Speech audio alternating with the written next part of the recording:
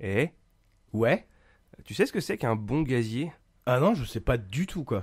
Eh ben, d'après bassinminier.com, il s'agit d'un ouvrier très expérimenté en charge du contrôle du grisou dans l'ensemble des galeries d'une mine de charbon pendant la nuit. Ah.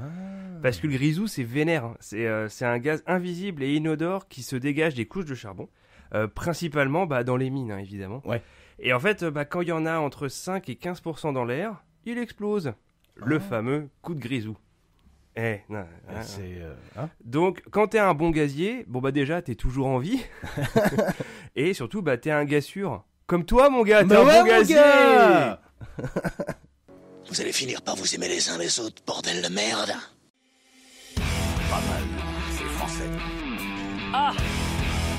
Enculé, sans prendre un bébé. Ah, ça costume. Je régale, pas noir. Non, je rigole, c'est à la fin qu'on le dit. Ok. Éric Jurel, ou tu viens de poser ta pêche sur mon bureau? Où est-ce que nous allons? Où est-ce que nous allons? Dans ton cul.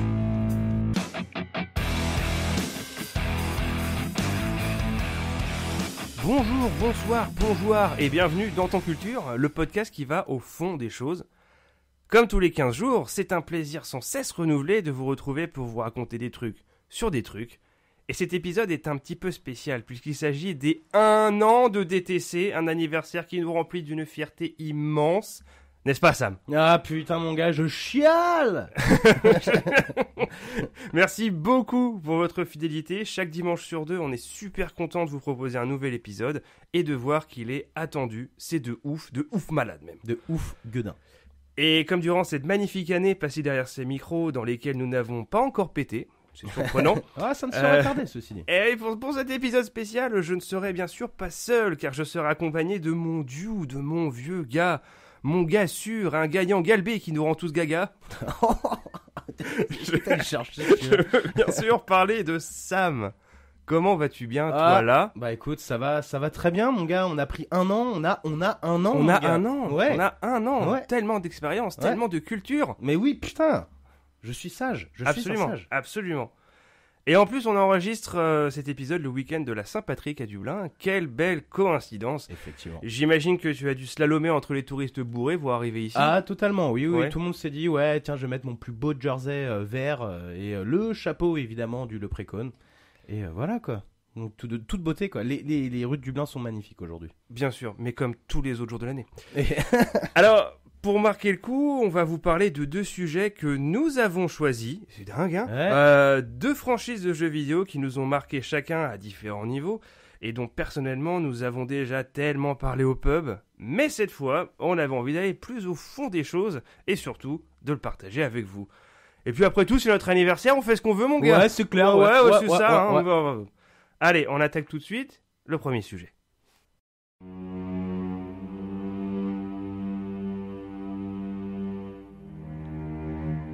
Resident Evil.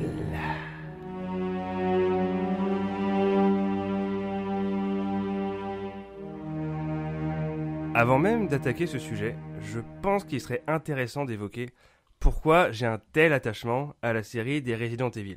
Alors oui, Resident Evil, hein, parce que normalement, je devrais dire Resident Evil, mais c'est sous ce nom-là que j'ai découvert la série, de la même manière que le joueur du grenier parle de la saga Metal Gear. Mhm. Hein, ça va? Tu cringes pas trop là? Ça va?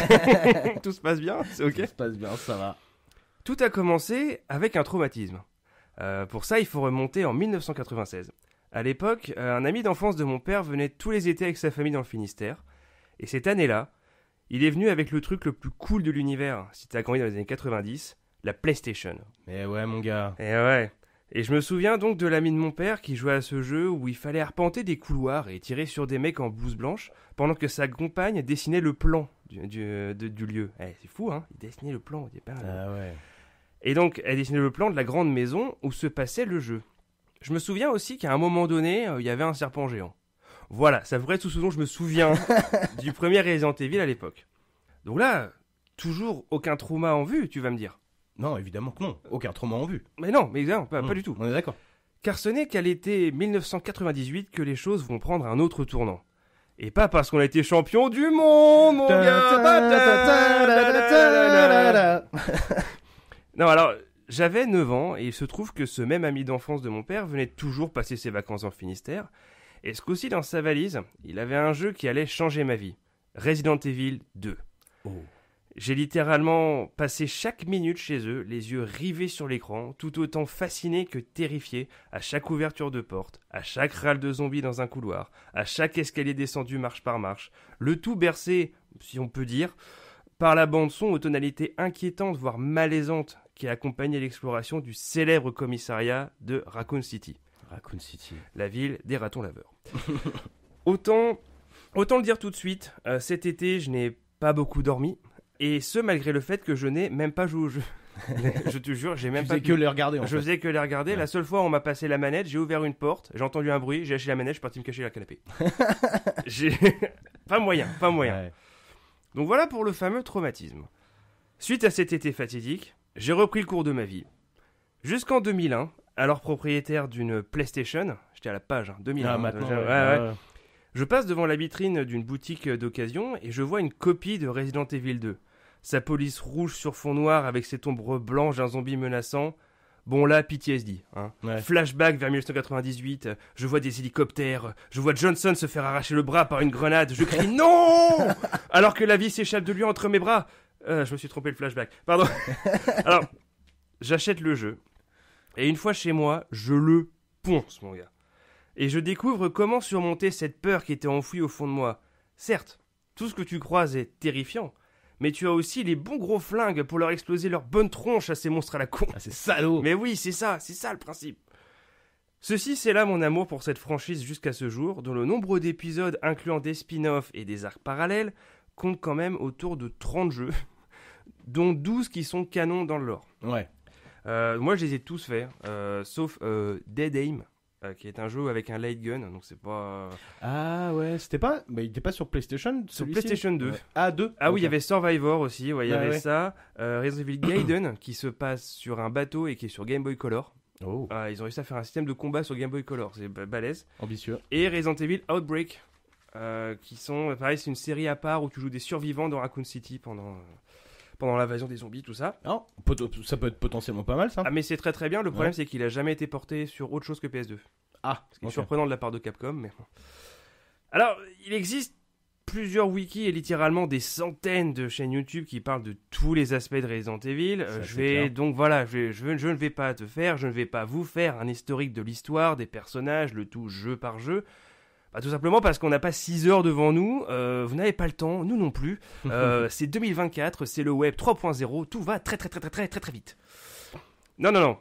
Moi, je voudrais tout simplement vous parler de l'endroit où tout a commencé, en 1996, le décor de Resident Evil, premier du nom, le fameux manoir, le Spencer Mansion, ainsi que la tragédie de la famille Trevor. Oh. Alors, petite précision, ces événements sont tirés du lore étendu, issu du remake du premier Resident Evil, sorti en 2002, et non pas l'original sorti en 96. Voilà, je voulais juste remettre les choses... Non, on va... Histoire d'être Voilà, carré. ouais, quoi. ouais, Non, mais c'est important. on est d'accord, Il faut être précis, il faut préciser. c'est ça, Ouais, ouais. ouais. Alors, ce fameux manoir, il se situe dans les montagnes Harkley, en périphérie de Raccoon City, en Pennsylvanie, et fut terminé en novembre 1967. Il a été imaginé par Lord Oswell Spencer au début des années 60. Donc, c'était présenté comme une résidence secondaire et un lieu de villégiature. C'était surtout en fait une couverture pour un laboratoire secret de développement d'armes biologiques par une entreprise qu'il allait bientôt créer, la Umbrella Corporation. Mhm. Et qui ne fait pas des parapluies. Et il ne fait pas du tout des parapluies. Publicitaires peut-être, mais ça s'arrête là. Alors il avait besoin de quelqu'un d'extraordinaire pour réaliser son manoir. Il engage donc George Trevor, un jeune architecte new-yorkais. Trevor était déjà connu pour son travail et était très doué en design pour son âge. Un gars sûr quoi. Enfin, contrairement à Trevor dans GTA V, hein, Ouais. je confierais même pas à la construction d'un abri de jardin. C'est même Peut-être pas... l'achat. Ah, quoique même pas, parce qu'en fait, il se barrait avec la cargaison. En fait, donc. Oui, non. voilà, Non, c'est ça. Non, ouais. c'est Ouais. dangereux. Dangereux. À tous les. Ouais. Enfin, remarque aussi, je sais pas si Trevor Phillips Industries fait des manoirs. Mhm. J'en doute.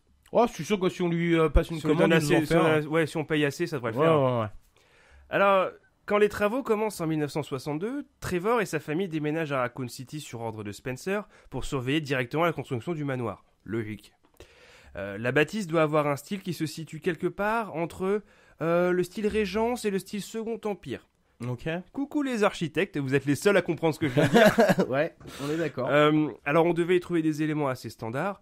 Une grande salle à manger, une cuisine, des chambres, un bureau, une infirmerie, une serre, une galerie d'art.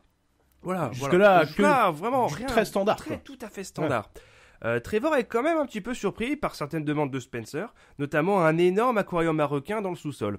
Là-dessus, Trevor, il s'en balèque parce qu'il est super bien payé. Et puis délire de riche. Hein, Mais c'est exactement ça, en fait. Il se dit, ouais, c'est sans doute un caprice de riche de la Ouais. part de Spencer, rien de... Voilà.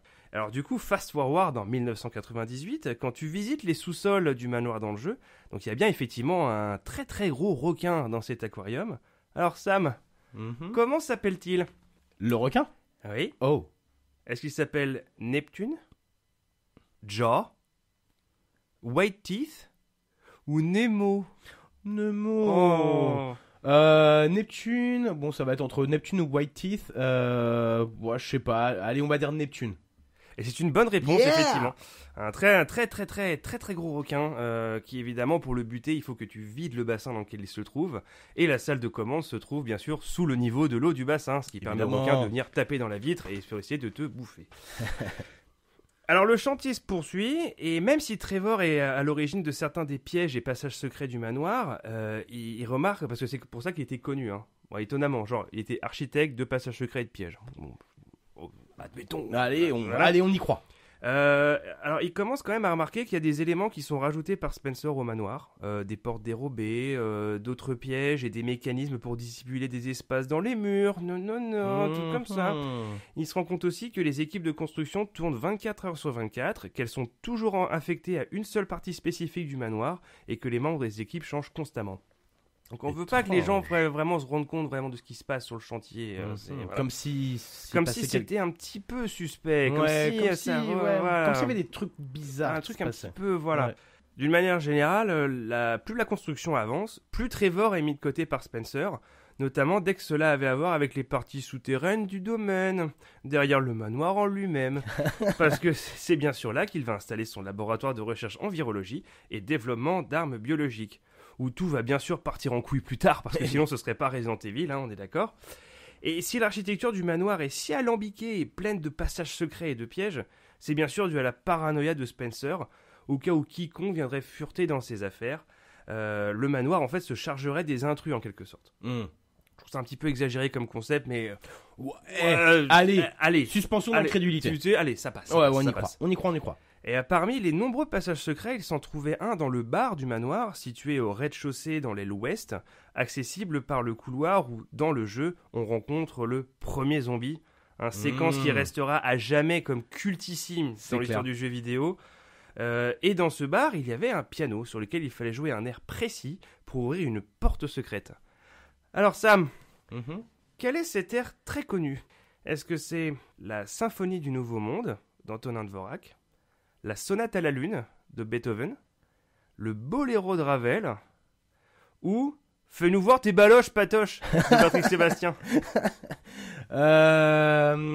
C'est quoi le deuxième déjà? La Sonate à la Lune. Je vais prendre ça. Et c'est une excellente réponse. Yeah. Effectivement, tu joues la Sonate à la Lune et ça ouvre une porte secrète qui mène à un endroit où il faut mettre un blason remplacé par un autre pour récupérer la clé qui va te permettre d'ouvrir le coffre. C'est Resident Evil. Resident Evil. Ouais.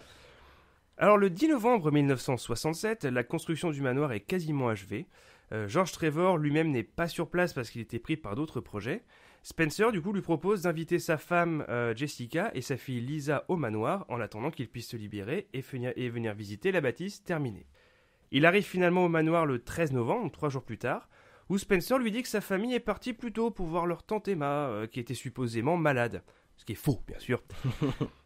Il dîne donc seul avec Spencer, ne sachant pas que sa femme et sa fille sont au même moment soumises à des expériences du prototype du virus Progenitor dans le laboratoire sous le manoir. Donc, le virus Progenitor, c'est l'ancêtre du manoir qui a causé tout ce fatras dans le manoir et à Raccoon City, le virus T. Moi, la seule chose que ça me dit, tout ça, c'est que la famille, il n'y a que ça de vrai. Ah, il n'y a que ça de vrai, Ouais, c'est ce qu'il y a de plus important. Bah oui. Alors, sa femme, Jessica, a réagi négativement, donc son corps a rejeté le virus. Lisa, par contre, sa fille, s'est cependant montée très prometteuse, car le virus a fusionné avec son corps. Donc Jessica, cobaye ratée, a été, elle, laissée pourrir dans sa cellule pendant que les expérimentations continuaient sur sa fille. Ah, la famille. Quelques jours plus tard, George Trevor commence à s'inquiéter de ne pas voir sa famille. Sans nouvelles, parce que bien sûr, il n'y avait pas de ligne téléphonique dans le manoir, mais c'est vrai, dans le jeu, il n'y a aucun téléphone nulle part. Il informe donc Spencer qui quittera la propriété le jour d'après. Le lendemain, alors qu'il doit rencontrer ce dernier avant son départ, un homme en blouse blanche arrive derrière lui et lui dit « Votre famille est morte », avant de l'assommer. Et il est donc par la suite retenu prisonnier dans le manoir. Donc il parvient malgré tout à fuir les gardes, mais finit par tomber dans un de ses propres pièges, une pièce souterraine sans issue, et il réalise à ce moment-là que Spencer et lui sont les seuls au courant du secret du manoir. Est-ce que quelque part il n'a pas été pris à son propre piège? Oh là, on n'en peut plus. Et donc il réalise que Spencer voulait sa mort pour être sûr de ne pas se faire trahir par l'architecte par la suite. Ce Spencer, c'est un petit paranoïaque, petit peu. Hein. Le jeu. Et pour cause, au fond de cette pièce sans issue se trouve une pierre tombale à son nom. Vislar, ce Spencer. Tintin. Il finit donc par mourir de soif et de faim dans cette pièce en priant sa femme et sa fille de le pardonner.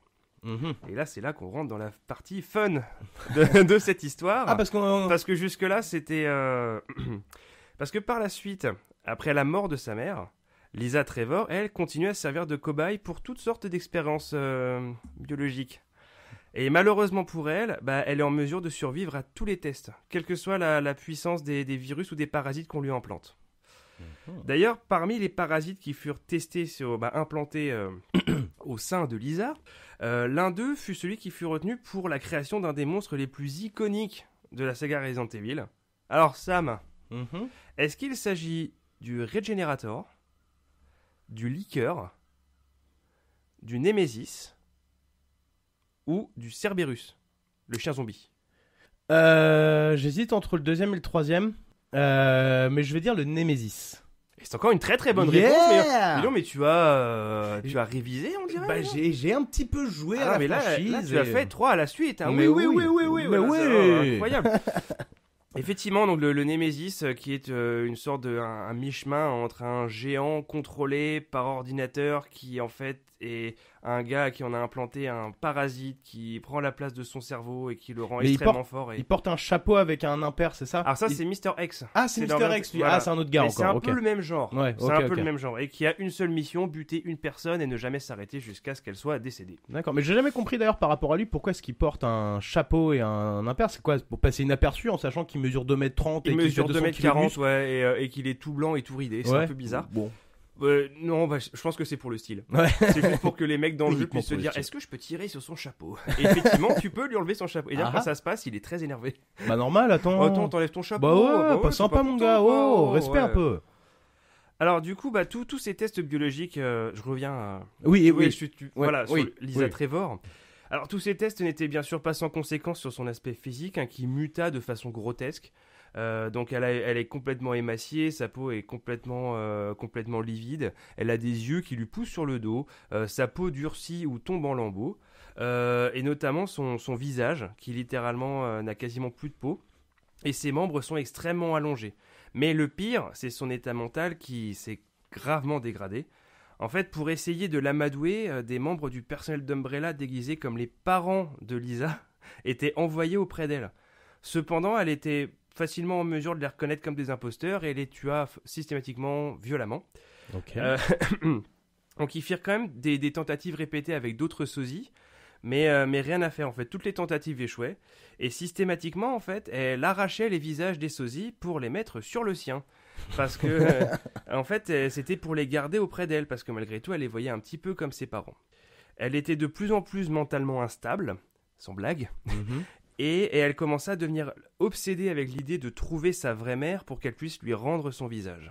Ok. Parce qu'en fait, l'isolement et les différentes expérimentations effaçaient peu à peu le souvenir de sa mère dans sa mémoire. Ça ne m'enlèvera pas d'idée que la famille, il n'y a que ça de vrai. La famille, il n'y a que ça de vrai. Alors, elle resta néanmoins captive et sujet d'expérience pendant 28 ans, donc jusqu'en 1995. Où en fait la Umbrella Corporation perdit tout intérêt pour elle. Au fil du temps, les mutations et la solitude l'amenèrent à devenir de plus en plus violente. sans blague. Mhm. Les responsables d'Umbrella demandèrent donc sa destruction. Ils n'avaient cependant pas réalisé qu'en fait, toutes les expériences qu'ils avaient menées sur elle l'avaient rendue impénétrable à presque toutes les formes d'agression physique. Ok. Y compris même les armes à feu. Même un missile anti-char en fait aurait eu peu d'effet sur elle à part l'envoyer s'écraser contre un mur. D'accord, bon. Voilà. Donc ils ont essayé en quelque sorte de l'euthanasier et de l'enterrer, mais en fait elle est revenue à la vie en quelque sorte quoi. Et donc elle s'est enfuie pour se tapir dans les catacombes du manoir, et à partir de là elle réside en secret dans une cabane négligée au fond de la cour, et elle continue de hanter les catacombes du manoir, qu'elle hantera de son râle désespéré, qui ressemble un petit peu à ça.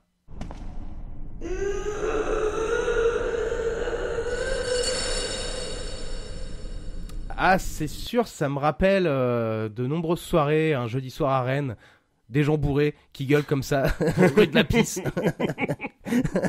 Ah, c'est ça que ça Absolument t'évoque absolument terrifiant. Oui, Ouais, absolument ouais. terrifiant. Oui.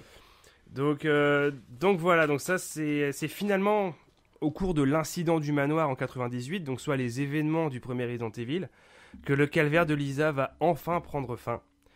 Suite à plusieurs rencontres avec les protagonistes du jeu, donc Jill Valentine et Chris Redfield, ils finissent par trouver une crypte sous le hall du manoir qui contient la dépouille de Jessica Trevor. Non. Alors, est-ce que je l'ai dit que Spencer c'était un vicelard ? Parce que au final, il a quand même gardé censément le corps de sa mère dans un caveau sous le hall du manoir quand même. Ok, ouais. Pour quelle raison, je ne sais pas. Moi, je pense que c'est pour le bien du scénario, on va dire. Ouais, Parce ouais. que Voilà, là, on va je dire vois ça vraiment comme ça. pas quelle raison logique tu peux trouver à ça. Ouais, une psychopathie profonde et complètement gueudine, quoi. Oui, voilà, c'est ça. Mhm. Donc après un bref affrontement, et heureusement, puisque elle est quand même invulnérable, Lisa finit par saisir le crâne de sa mère dans le caveau avant de se jeter dans le gouffre qui entoure la crypte. Oui, parce qu'il y a un gouffre sans fond autour du... Ah bah oui, évidemment. Le tout en hurlant « Mother !» Vas-y, refais-le. Mother C'est la fête. On s'amuse. Voilà, donc... Voilà pour l'histoire tragique de Lisa Trevor, voilà, qui est un des monstres probablement les plus intéressants de toute la saga Resident Evil, et de très très loin, parce qu'elle a vraiment un lore, une vraie histoire, Ouais, on va dire, ouais. quoi. Et d'ailleurs, pour le bien de l'émission, j'ai refait Resident Evil 1 sur PlayStation et le remake pour me balader dans le manoir et me remettre dans l'ambiance, quoi. Ah, il n'y a rien à faire, quoi. Cet endroit est incroyable. Enfin...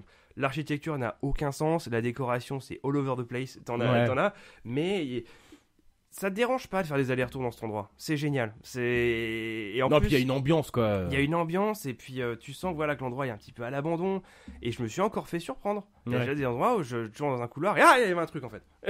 Et j'avais complètement oublié en fait. Malgré le fait que tu l'aies fait 20 fois. Je l'ai fait beaucoup trop de fois probablement, quoi. Et puis il y a ça, il y a les dialogues. C'est formidable. Où t'as la protagoniste qui, genre, voilà, t'as parcouru plusieurs couloirs, t'as combattu des chiens zombies, t'as combattu des zombies, tout ça, etc. Il y a des trucs, des plantes mutantes qui t'attaquent, et là, elle recroise un de ses collègues, elle dit: il y a vraiment quelque chose qui tourne pas rond dans cette maison. Sans blague. Genre, qu'est-ce qu'il vous faut de plus, là, à ce stade, quoi. Et alors, il y a aussi le fait que, je pense que quand ils ont commencé à concevoir...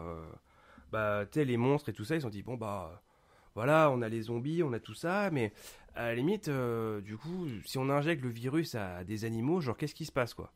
En fait, ils ont eu qu'une seule solution, c'est on les rend géants. Ouais. Donc t'as les araignées géantes, t'as le serpent géant, Ouais. t'as le requin géant, t'as les criquets géants, ils sont pas trop emmerdés à ce niveau-là. Ah bah non, écoute, pourquoi pas, hein. Pourquoi pas. Ouais. Et du coup, moi j'aimerais terminer sur un truc qui est... Alors attends, non, avant ça, j'aimerais te parler des portes. Tu connais les portes? Ah oui, les bonnes vieilles portes. Les portes qui sont littéralement la meilleure arme dans toutes les Resident Evil. Parce que quand tu passes une porte, t'es perché. Ouais, c'est ça. Ce qui était en plus à la base une très très bonne technique pour compenser le fait que il y avait un temps de chargement. Ouais. Et là, non, là t'as juste une porte qui s'ouvre lentement. Alors c'est stressant. Du coup, tu fais pas attention au fait que c'est un temps de chargement. Et ça te permet aussi d'échapper à des monstres. Ouais. Dès que tu passes une porte, t'es perché. Mais je me rappelle, alors je sais plus c'était dans lequel, si c'était dans 1 ou le 2, où t'avais une porte qui était piégée comme ça, où tu l'ouvrais. Donc tu sais, t'avais la fameuse la animation. vache, mais quelle et là, horreur. t'avais un vampire qui t'attaquait. T'as des zombies qui rentrent. T'as des zombies qui rentrent. Ouais. C'est ça, ouais. Il y avait une porte ou deux qui était comme ça. Il y a une porte. Ouais, Il y a une porte comme ça. Et là, c'est du génie, parce que ça te prend complètement par Bah surprise, oui, parce c'est que clair. pour toi, quand tu ouvres une porte, t'es bon, c'est bénard. Ouais, Tu vois. tu peux souffler, quoi. Et là, tadam, les trucs, ils arrivent, là, c'est formidable. Et alors, justement, Mhm. moi, j'aimerais terminer sur un des aspects que j'ai trouvé les plus intelligents au niveau vraiment du thème de l'horreur, qui du coup, ça a été fait au niveau du remake, donc en 2002 sur GameCube. Donc à l'époque, j'avais la GameCube et j'avais le jeu. Et donc moi, j'étais habitué à, tu rentres dans une pièce, tu tues un zombie, il y a une mare de sang, ça veut dire qu'il est mort. Ouais. Tu sors de la pièce, tu reviens, le cadavre n'est plus là. Donc c'est-à-dire que c'est bon, la pièce est cleared, tu sais tranquille, tu peux y aller. Et là, je commence le Resident Evil Remake, je croise mon premier zombie, je le tue, il tombe par terre, il y a une mare de sang, je continue mon petit bonhomme de chemin, je reviens dans le même couloir, et là, le cadavre il est là. Oh. Il est toujours là. Donc moi je passe à côté tout doucement, c'est-à-dire il chope la jambe. Si tu Ouais, fais pas bah oui. Et là je passe à côté, il se passe rien. Étrange. Pourquoi Alors je fais plusieurs allers-retours, normal, tu passes ton temps à faire les allers-retours dans le manoir pour aller chercher des objets. Ouais. Et à un moment donné, je repasse dans ce même couloir, je me dis bon bah il est toujours là, mais ça... Et il se relève. Putain. Et là j'ai fait ah, parce qu'en plus non seulement il se relève, mais il court. Et il a des griffes. Et il est pas content du tout. et ça, c'est probablement, je pense, un des concepts d'horreur les plus malins. C'est vraiment de partir du principe que tu pensais que ce serait comme ça, Mhm. plus maintenant mon gars. Là va falloir. Donc voilà, t'avais l'option de brûler les cadavres pour pas qu'ils reviennent, mais évidemment t'es limité dans ce truc-là. Bah évidemment. Donc C'est clair. t'es forcément obligé de laisser un ou deux cadavres quelque part où tu sais qu'à un moment donné, de manière aléatoire, il va se relever et se jeter sur toi. Mhm. Sachant que ton personnage a la mobilité D'un tank. d'un tank. Ouais. Exactement, voilà. Et d'ailleurs, en y jouant même dans l'original, tu sais, c'est des petits détails, c'est comme ça, mais pourtant on parle d'un jeu qui date de 96. Mais effectivement, pour se déplacer, c'était genre en avant, en arrière, où tu pivotes sur toi-même pour se déplacer. Et ce qui se passait, c'est que quand tu reculais, ton personnage avait un mouvement de recul aussi. Genre il mettait les bras en arrière, et il était là, et il regardait comme ça, comme si tu reculais forcément face à quelque chose de terrifiant. Mhm. Et c'est toujours le cas en fait. D'accord. Non mais avec Capcom, les Ouais. génies de l'horreur. Il est dingue. Alors, je n'ai pas d'autre conclusion pour ce sujet fascinant, si ce n'est de vous enjoindre à tenter l'aventure dans ce fameux manoir. Mais n'oubliez pas, si le suspense ne vous tue pas, quelque chose d'autre le fera. Et je crois que tu vas nous parler d'une franchise qui, elle, est terrifiante de profondeur et de rebondissement, n'est-ce pas? N'est-ce Ouais. pas?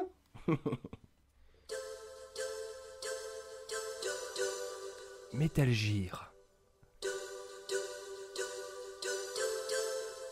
Metal Gear. Metal Gear.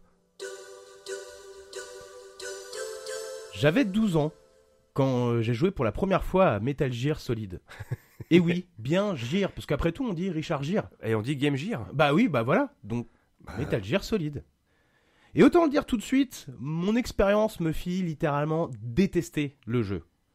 Bah ouais quoi, alors que la plupart des jeux vidéo te demandaient d'avancer en tuant tes ennemis, là au contraire, on te demandait de les contourner pour les avoir par derrière, ou encore mieux de ne pas les tuer du tout. Ça n'a aucun sens. Ça n'a aucun sens. Il fallait se cacher, parfois attendre de longs moments tapis dans un conduit ou sous un carton, le temps que l'alarme que tu avais déclenchée s'arrête et que les gardes cessent de te rechercher. Alors déjà, la Chiant. plaie, Non, quoi. mais vraiment, ouais. Franchement, la plaie, quoi. En plus, il y avait de longues cinématiques qui ne s'arrêtaient pas d'en finir, mais relou, quoi. Laissez-moi jouer. Ah mais non, parce que si tu faisais un pas de travers, paf, tu te faisais repérer, encore une fois, et paf, tu te retrouvais encore une fois à attendre comme un con caché sous un carton. Et non seulement ça, mais le jeu incluait plein de mécaniques complètement inutiles, comme le fait de pouvoir fumer. Oh, Et alors ça te rend cool. Ah mais, comble de l'absurde par rapport à cette mécanique, quand tu clopais.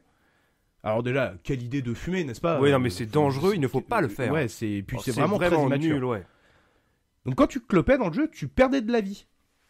Mais on marche sur la tête, quoi. C'était une mécanique de jeu qui était disponible, mais qui littéralement te faisait perdre de la vie. Mais c'est réaliste. C'est réaliste quelque Parce part. qu'une cigarette, c'est quelques minutes de vie en moins. Ouais, on est d'accord. Vraiment, ce jeu n'était pas du tout pour moi, quoi. Heureusement, je n'avais joué qu'à la démo jouable, alors offerte dans le PlayStation Magazine de l'époque. te rappelles du bon vieux temps? Ah, le magazine. Ouais, le magazine avec la c'est démo, mon gars. les magazines, c'est c'est les feuilles de papier collées ensemble. C'est ça, ouais, Qui sont avec de écrites l'encre. par des journalistes. Voilà. Et, ok, ça paraît tellement. Ouais, ouais, on est d'accord. Donc, grâce à cette démo, je n'avais pas eu à dépenser les 350 francs que coûtait le jeu, donc. Nouveau ou ancien? Ah bah, attends, on est nouveau, oui, je c'est suis vrai. vieux, je Bien sais, mais pas à ce point-là. Mais, lors d'une discussion avec un copain qui, lui, avait le jeu entier, celui-ci m'avait pris de haut en me disant que si le jeu était vraiment trop bien et que je devais sûrement pas être assez bon, en fait, pour y jouer. Oh, le mépris. Putain, mon ego saignait tellement que mon pote finit par me prêter le jeu. Et là, ça a été le déclic. Je n'ai pas lâché le jeu pendant plusieurs mois. J'en suis devenu obsédé. Je l'ai fini plusieurs fois et ai fini par le connaître par cœur. Des mécaniques qui paraissaient complètement absurdes devenaient alors des alliés de choix. Le carton, par exemple, le gadget parfait pour éviter les ennemis. Les clopes, indispensables pour détecter les rayons infrarouges. Avec la fumée, tu vois. Mais oui, bien sûr. Une bouteille de ketchup, évidemment, quoi de mieux pour faire semblant d'être mort? Et là où le jeu faisait renverser les attentes de la plupart de la façon dont les jeux étaient construits à l'époque, tuer ses ennemis ne te faisait pas avoir un meilleur score à la fin du jeu. Au contraire, car si tu voulais espérer obtenir le titre de Big Boss à la fin du jeu, il fallait ne tuer aucun ennemi, mis à part bien sûr les boss de fin de niveau obligatoires, quoi. Et alors le truc qui finit de m'achever, c'était les cinématiques. Travaillées, parfois très longues, mais toujours nécessaires au développement de l'intrigue ou des personnages. Donc tu vois, là il y a eu un cheminement. Et entre le début, où je détestais tout, où le jeu s'appelait Metal Gear Solid, quand j'ai fini par adorer le jeu, j'ai compris qu'il fallait dire Metal Gear. Metal Gear? Metal Gear, exactement. Mais alors, qu'est-ce que ça raconte Metal Gear Solid? Mais j'allais te le demander. mais Mais qu'est-ce que ça raconte, j'y Metal viens, mon Gear? gars, c'est mon Mais prochain ouais, voilà, paragraphe. mais justement, Allez. je suis suspendu là. Allez. Tout commence quand un groupe de soldats génétiquement modifiés, sous le contrôle de l'unité Foxhound, prend le contrôle de l'île de Shadow Moses en Alaska, mon gars. En Alaska? En Alaska. Ah, c'est là ils font pousser les ananas, mais dans le froid. Ouais, c'est ça, l'Alaska. voilà. Ouais. Donc, l'île de Shadow Moses en Alaska, où se trouvent des installations nucléaires. Et voilà, God, il fait tout tomber. Bon, donc, je disais, l'île de Shadow Moses en Alaska, où se trouvent des installations nucléaires. Leur chef, Liquid Snake, menace de lancer des missiles nucléaires sur la Maison Blanche si $1 milliard ne lui sont pas remis, et surtout si la dépouille de Big Boss, soldat légendaire ayant la réputation d'être le plus grand soldat de l'histoire, ne lui est pas remise. De l'histoire, enfin même de l'univers et des galaxies. Alors, on est d'accord. Ouais, on ouais, est d'accord.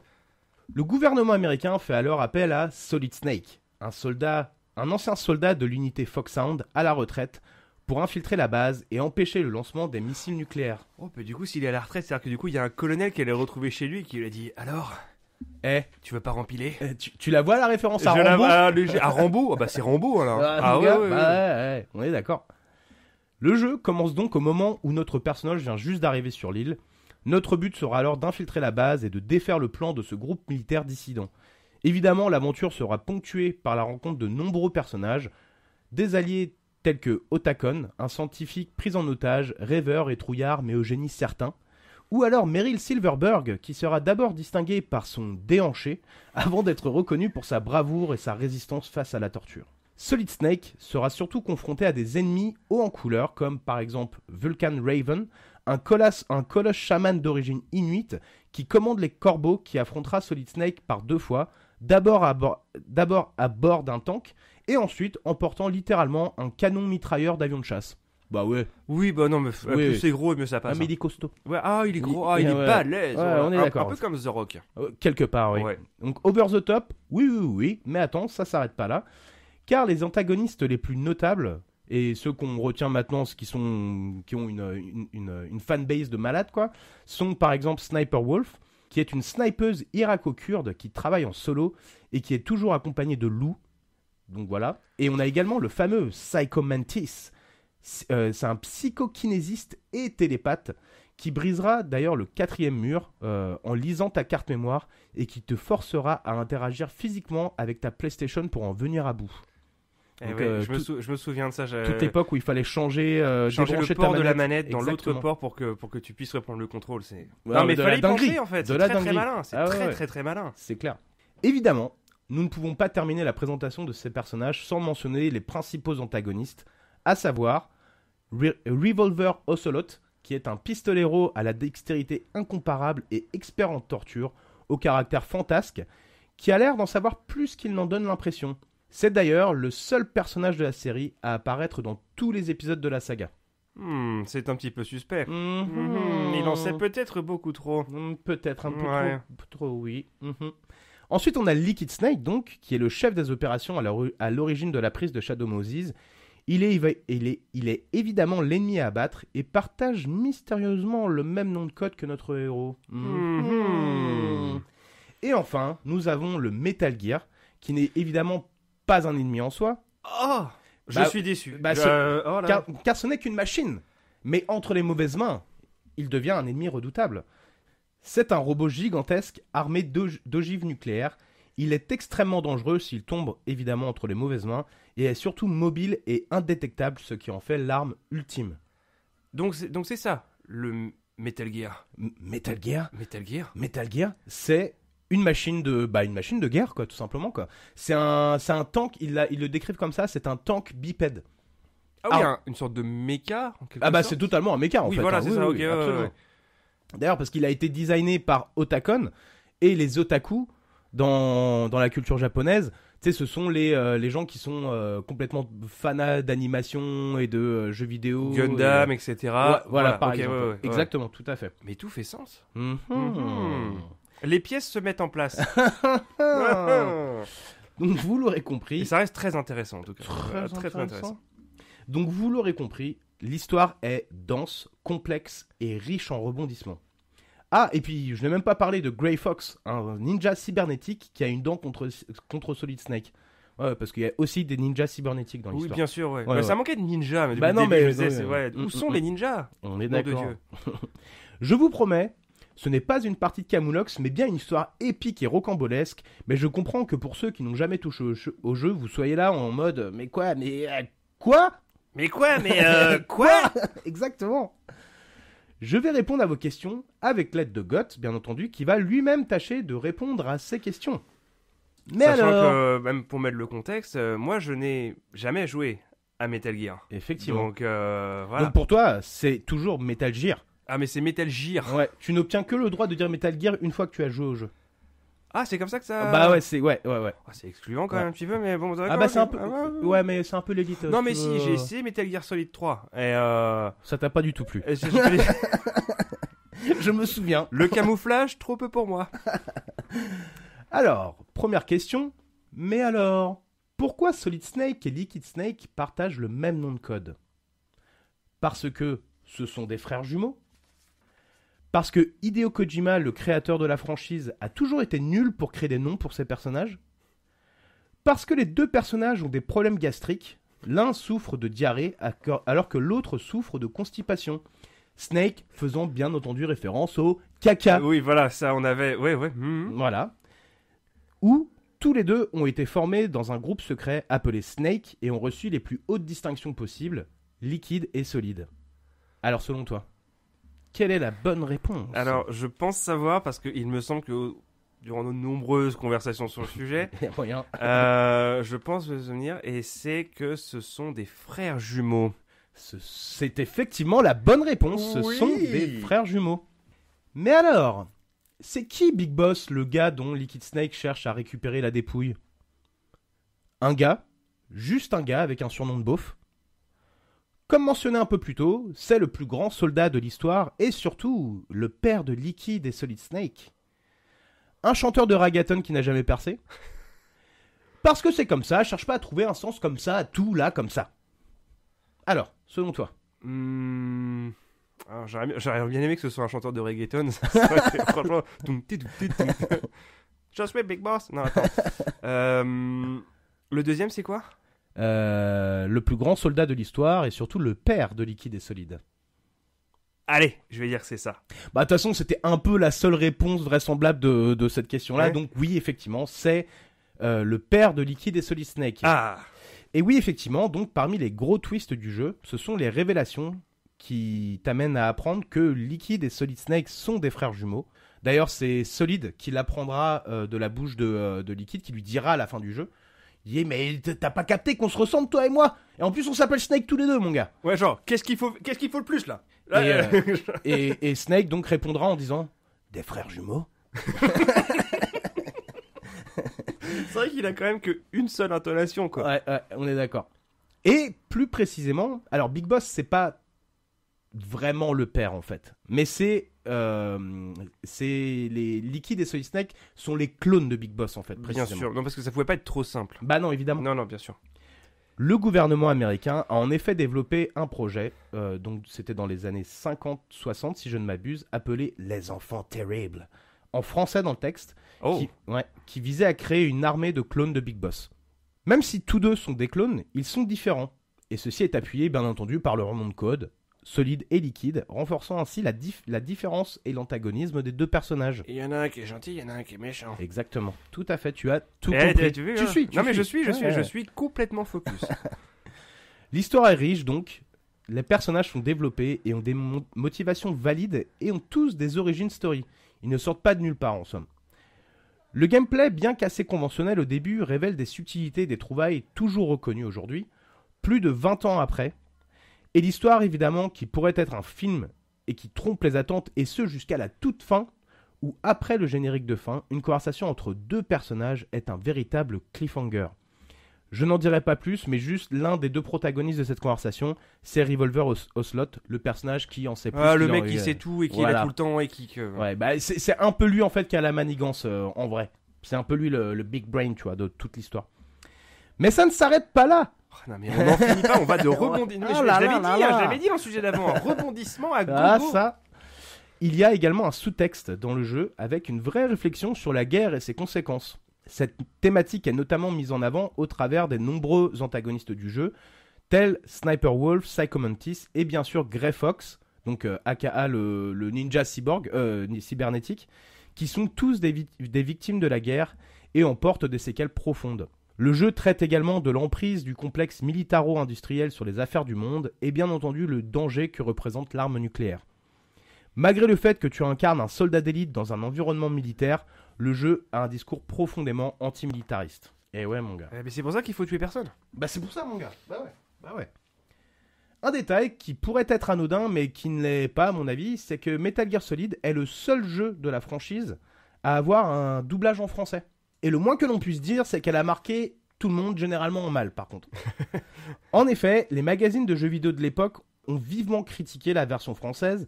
En effet, les voix sont assez caricaturales par rapport au matériel d'origine.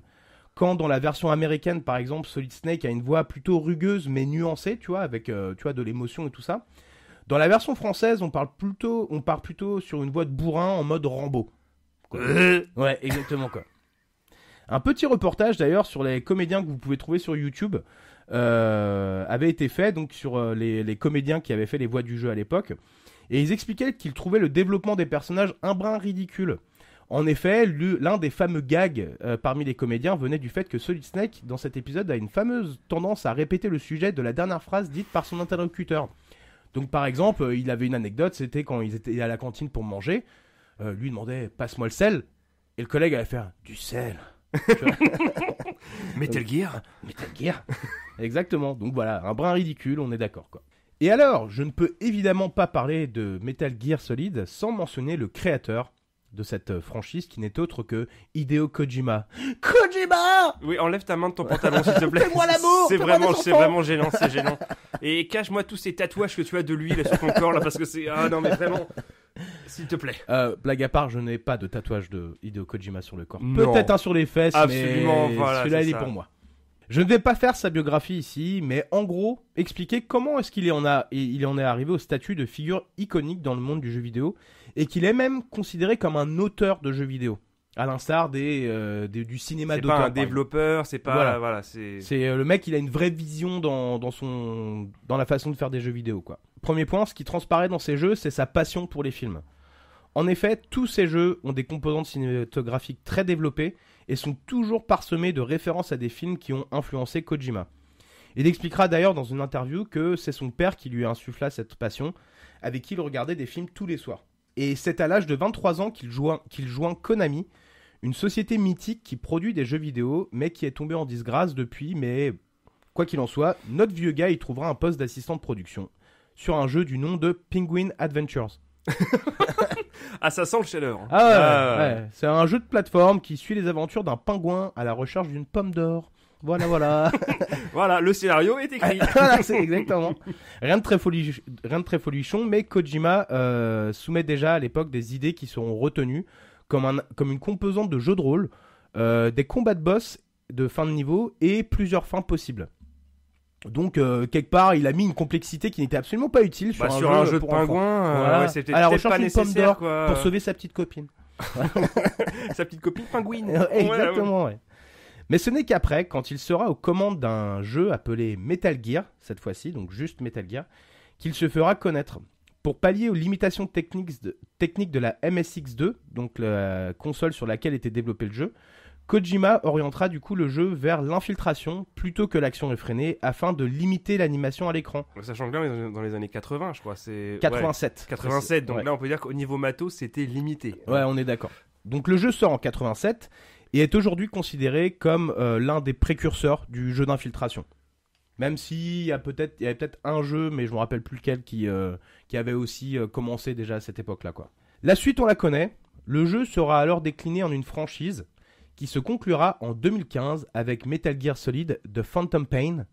En français, le pain fantôme. On est d'accord. Kojima est par contre souvent critiqué pour avoir un melon comme ça, quoi. Pour preuve, le dernier jeu de la saga, donc le pain fantôme, se décline en épisodes, à l'instar d'une série télé, ce qui lui donne l'occasion d'étaler son nom absolument partout. Parce qu'effectivement, qui dit épisode dit générique systématiquement, voilà, bah oui, exactement. évidemment. Ouais. Et là, donc, t'as d'ailleurs plein de youtubeurs qui ont fait des caricatures en de ça. plus, si t'ajoutes à ça le fait que, c'est vrai, les Japonais aiment beaucoup les génériques. Ouais. Moi, j'ai pas regardé beaucoup d'animés, mais les quelques, enfin, j'ai C'est vrai, regardé t'as comme raison. Monster, un truc comme ça. Genre, sur un épisode de 20 minutes, t'as 8 minutes de générique. C'est vrai. À chaque fois. C'est vrai. Non, mais c'est vrai. T'as complètement raison, quoi. Ça, c'est totalement vrai, quoi. Et donc, du coup, cet aspect-là de Kojima est même devenu un mime, donc. Et donc, plein de youtubeurs ont... Kojima. Ouais, Kojima. Donc voilà, donc c'est vrai qu'il se la raconte un peu, quand même pas mal, mais bon, on l'excuse.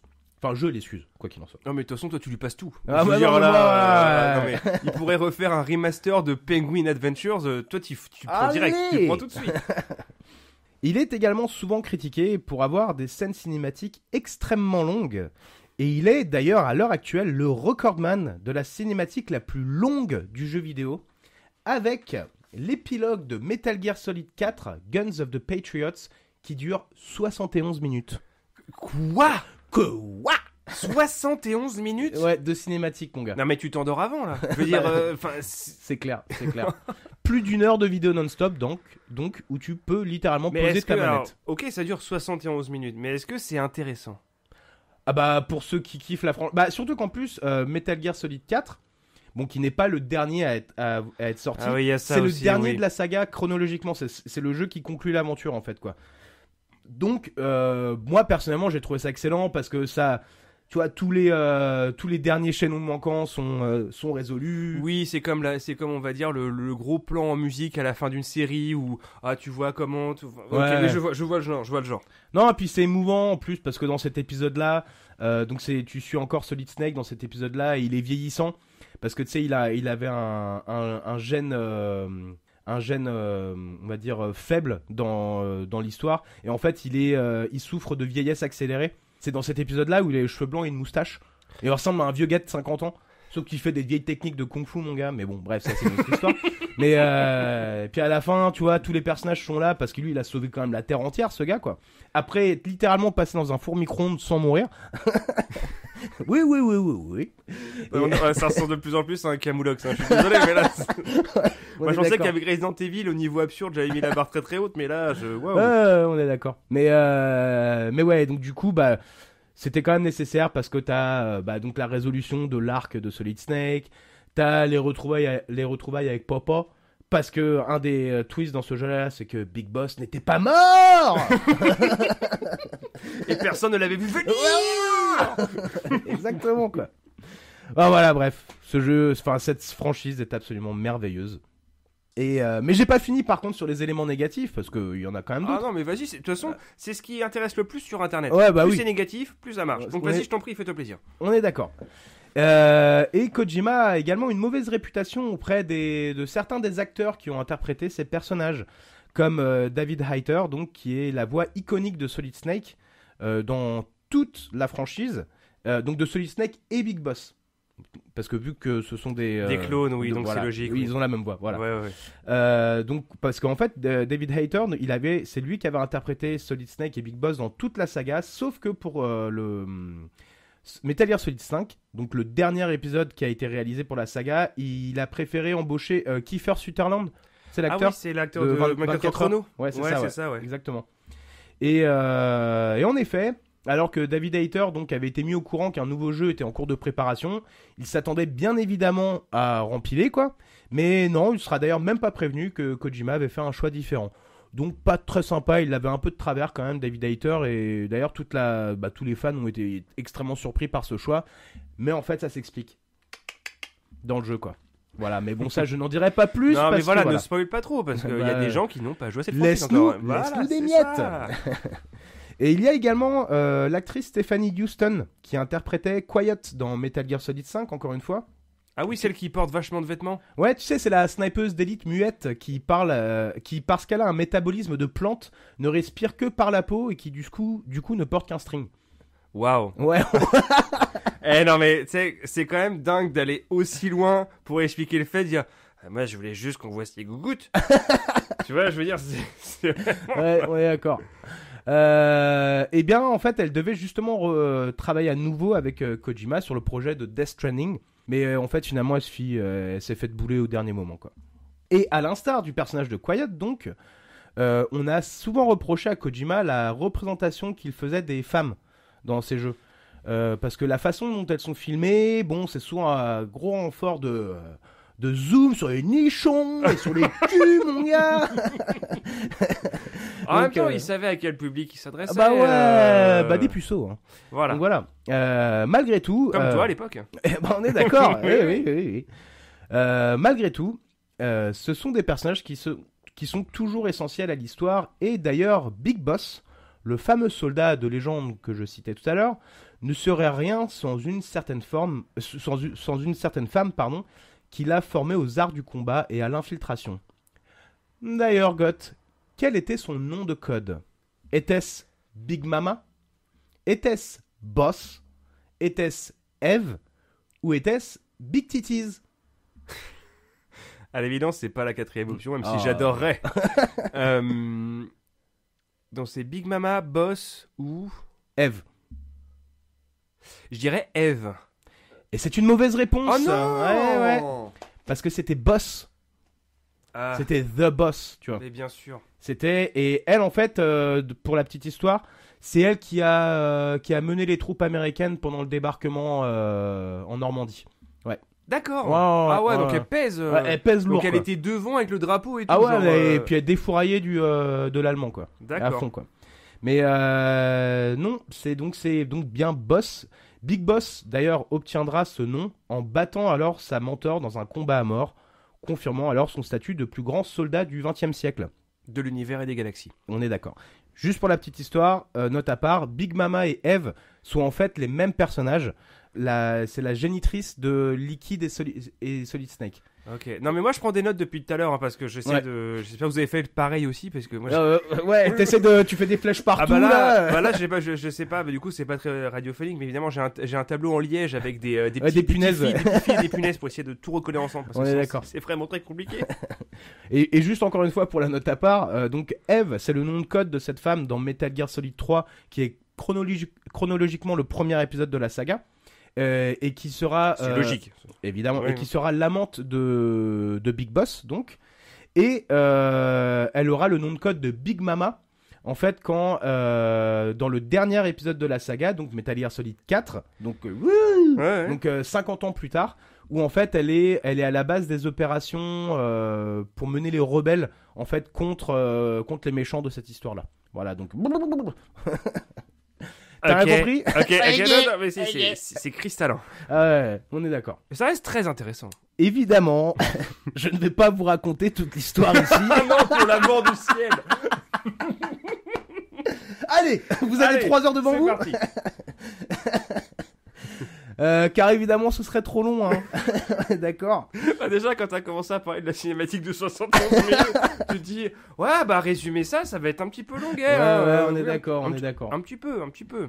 Car évidemment, donc ouais, l'histoire est vraiment trop longue parce que les 11 jeux qui composent cette saga épique s'étalent sur plusieurs décennies, donc des années 50 aux années 2010. Mais malgré tout, j'adore ce jeu.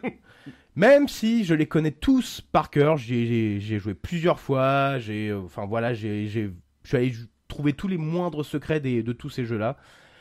J'y rejoue surtout maintenant pour me faire un petit shoot de nostalgie. Ces jeux resteront à l'instar de Resident Evil, qui sont d'ailleurs les 2 franchises sur PlayStation qui ont le mieux marché, avec Final Fantasy bien sûr, mais ce n'est pas le sujet du jour. Ce sont des jeux que je n'oublierai jamais. Nous voilà dans le vrac de l'émission, le moment où on partage avec Sam les aspects de nos sujets qu'on n'a pas forcément développés durant nos recherches, et où on partage aussi des petites choses sur le sujet de l'autre gars de l'émission. Bah ouais mon gars. Ouais. Bah écoute, apparemment je suis le seul à avoir pris des notes pour ça, toi tu es complètement en roue libre. Mais j'ai complètement des questions pour toi par contre. Ah bah j'espère bien. Bah ouais. Bah si tu me permets je vais commencer. Allez, vas-y. Déjà, ça n'a rien à voir avec la franchise, mais si jamais si j'allais devenir très très riche, tu vois, si je devais être très très riche, ce qui est, ça arrivera bientôt, je pense déjà, par rapport au succès de cette émission, c'est évident.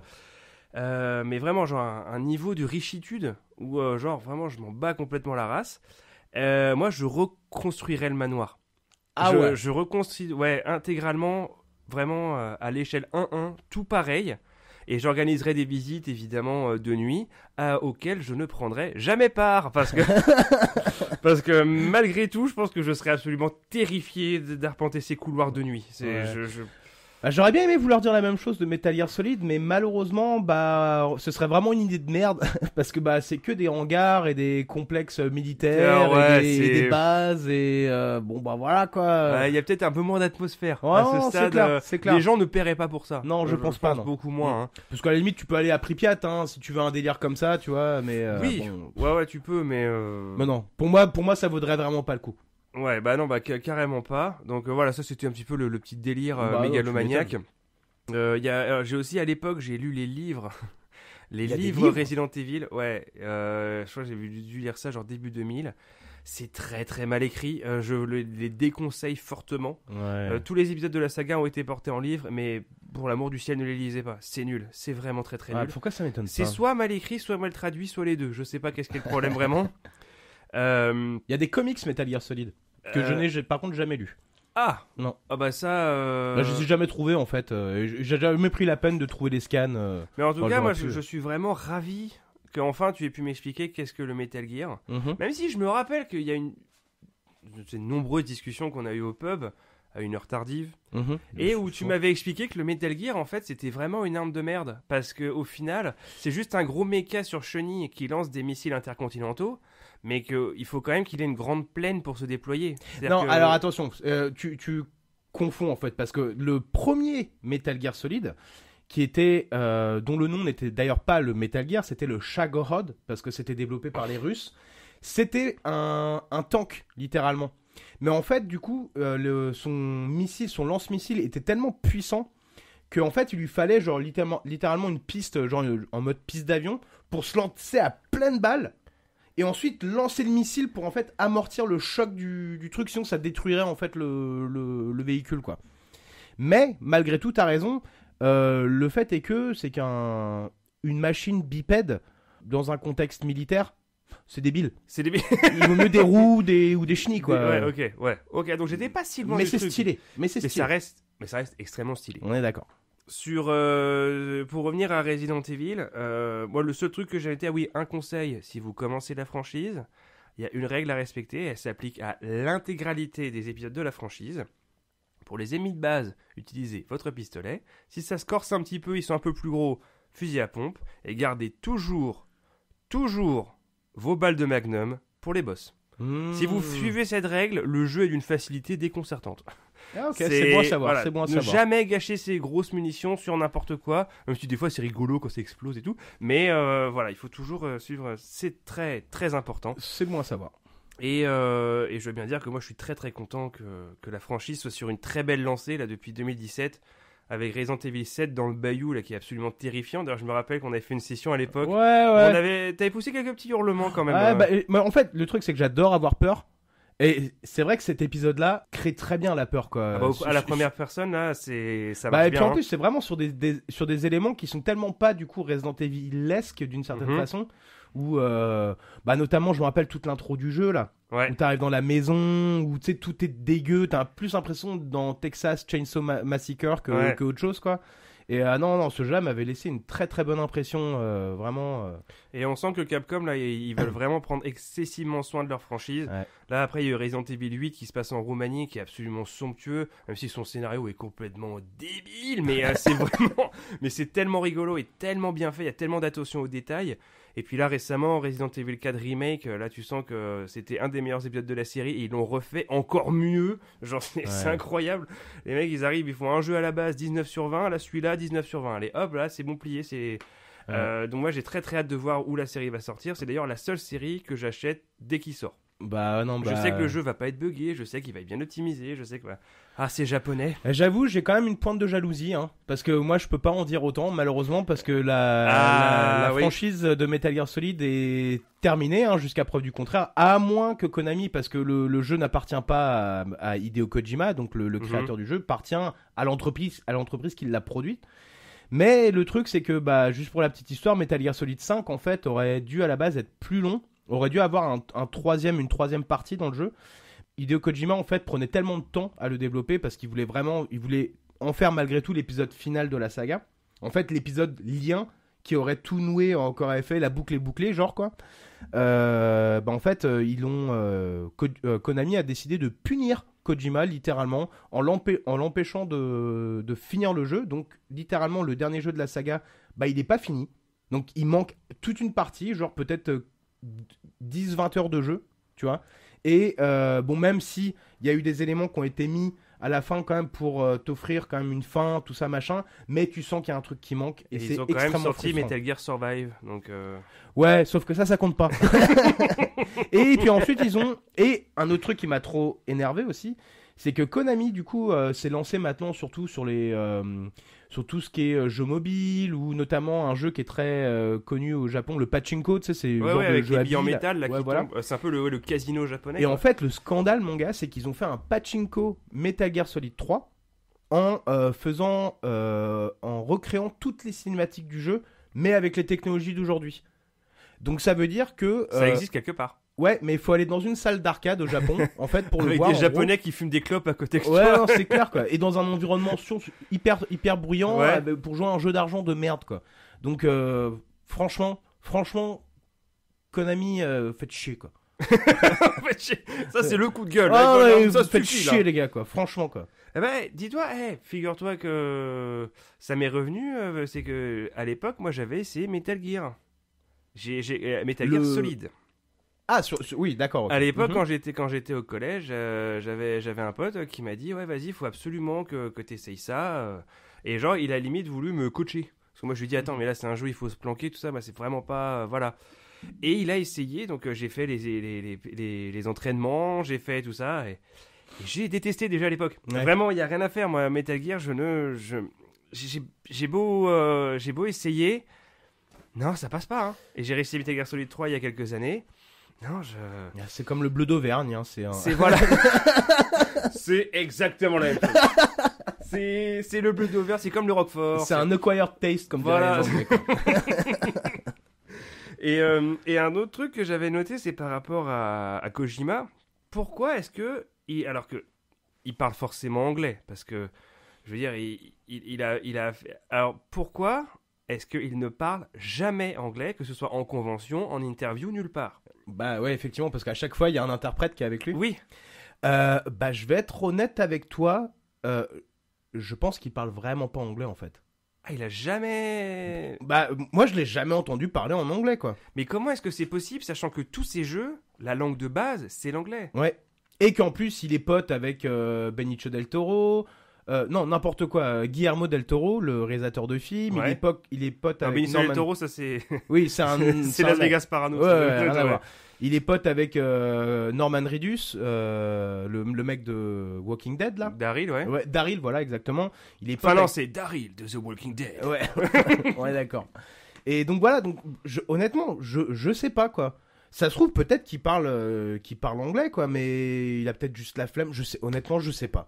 Mais ce qui est sûr, c'est qu'il se fait pas chier, c'est que quand il vient sur scène, bah notamment à l'époque quand il avait annoncé Metal Gear Solid 5 et que tout le monde était complètement taré et tout ça, il avait quand même sorti des mots en anglais. Et bon, bah faut bien admettre, hein, il a quand même un accent à couper au couteau. Ouais, mais l'accent japonais est Donc, très rigolo en plus. Ouais, mais honnêtement, j'en suis venu à me demander s'il parle vraiment anglais en fait. tout Ouais, ou simplement, peut-être quoi. qu'il fait un peu ça pour son personnage aussi, c'est pas Bah possible. ouais, hein. parce qu'il aime bien cultiver un peu son style, quoi, on va dire ça comme ça. Donc ouais, quelque part ça m'étonne pas, quoi. Ah mais tiens, d'ailleurs, Goth, Resident Evil, c'est aussi des films, non? Des quoi? Des films? Ah non, mais pas du tout. Non, Non, mais mais- parce que je veux dire, Fight Club, Dune, La Soupe aux choux, bon ça c'est bien des films, hein, voilà. Mais Resident Evil, non, c'est uniquement des jeux, quoi. Non, mais je me souviens Non bien. mais je vois pas de quoi tu parles. Non, La, mais- la.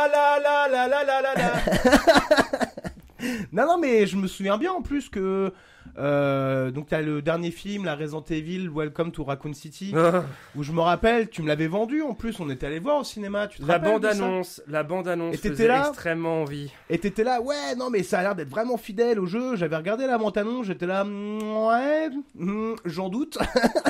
J'ai été et on- aveuglé par le fait que c'était enfin un autre film Resident Evil sans Mila Jovovich. Mais mec, je ne te blâme pas du tout, parce que moi le jour où il y a un film Metal Gear Solid, qui est d'ailleurs prévu. Je te hein, promets qu'on ira le voir au Ah cinéma. bah il y a putain intérêt. Quelle qu'en soit sa qualité. Ah on est d'accord. Ouais. Mais je me rappelle, je m'étais endormi moi dans la salle, quoi. Mais quel drame. Ah, là, Mais quel drame. Ah, ouais. Il a même pas ce qu'il faut pour faire un Ah, nanar. rien du tout. Il Y a rien qui va. Ouais. C'est un drame. C'est un drame ce film. Tous les acteurs jouent mal. Ils jouent tous très très mal. Ouais, c'est Les vraiment. décors sont moches. Ah ouais. L'intrigue n'a aucun On sens. sent Les qu'il n'y a, personnages- pas d'argent dans le. Et non seulement les acteurs jouent mal, mais les personnages sont insupportables. C'est incroyable. Ils arrivent à. Et en plus, ils ont la prétention à la fin de faire une fin ouverte. Oui. Comme pour nous faire croire qu'il allait avoir des suites. Non, mais attends, Non, on se non, fout de non, la non, gueule non, de non, qui, non, non. là Alors ça, là, je dis, mais non. Non. Mais ouais, bah sinon, bah faut quand même parler de la franchise avec Mila Jovovich, quoi. Moi, on en a souvent parlé. Moi, personnellement, ça va. Je trouve que c'est pas la pire des franchises de films de SF qui existent, hein, je trouve.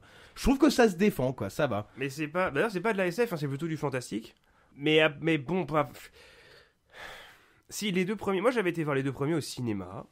Et j'avais trouvé ça, bon, ça divergeait un peu par rapport à l'histoire originale. Ah bah complètement. Mais ça restait quand même à peu près cohérent dans son absurdité. Tu vois, il y avait quand même. Mais c'est à partir du 3 où ça devient n'importe quoi. Enfin, vraiment. Ah, moi j'ai bien aimé, quoi. Bah après, je sais pas, je suis pas calé dans les. Ouais, puis surtout, c'est le fait ils essayaient à chaque fois d'inclure des personnages du jeu, mais ils te les enfonçaient dans la gorge. Genre, regarde, c'est comme dans votre jeu de merde, là, regarde. Il y a le mec qui s'appelle pareil et il a à peu près la même tronche. Mais c'est tout, par contre, il fait rien. Mais c'est. On est d'accord. Enfin, oh là non, quelle horreur. Non, mais moi ça va. Non, la saga Resident Evil, c'est vraiment souvent vu comme un plaisir coupable. Tu regardes ça un lendemain de charrette, t'as pas besoin de réfléchir. Ouais. C'est vrai. Parce qu'au bout de la 3e, 4e fois, tu fais, mais pourquoi Oh, c'est quoi, vas-y. Allez, vas-y. Allez, fais ton truc. Déroule la bobine, Voilà, mon gars. c'est ça, ouais. Non, Ouais, c'est d'accord. surtout et avant tout une franchise de jeux vidéo.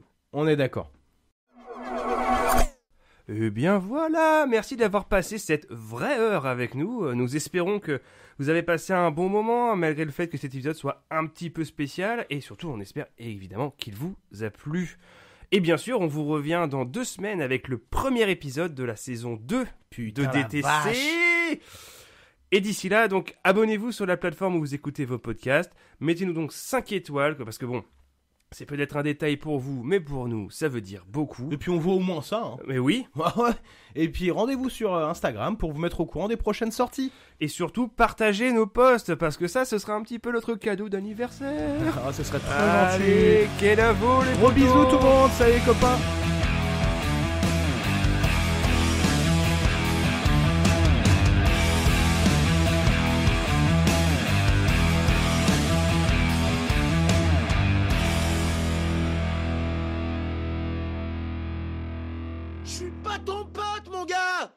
je suis pas ton gars, mec. Oh, c'est pas ton mec, mon pote.